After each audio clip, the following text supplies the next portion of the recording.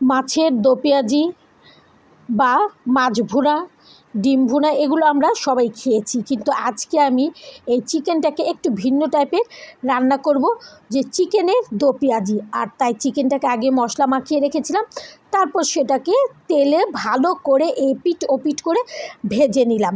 আর সম্পূর্ণগুলো ভাজা হয়ে গেলে সেই তেলের মধ্যে আমি দিয়ে দেব প্রায় 1 কাপ পেঁয়াজ। 1 কাপ পেঁয়াজের কুচি দিয়ে সেটার মধ্যে লবণ দিয়ে ভালো করে নেড়ে চেড়ে দেবো।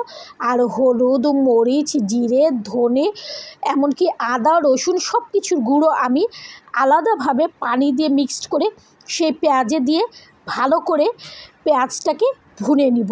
যখন মাছটা আমাদের মশলাগুলো কষানো হয়ে যাবে, সেটার মধ্যে দিয়ে দিব আমরা সেই চিকেন ভেজে রাখাগুলো।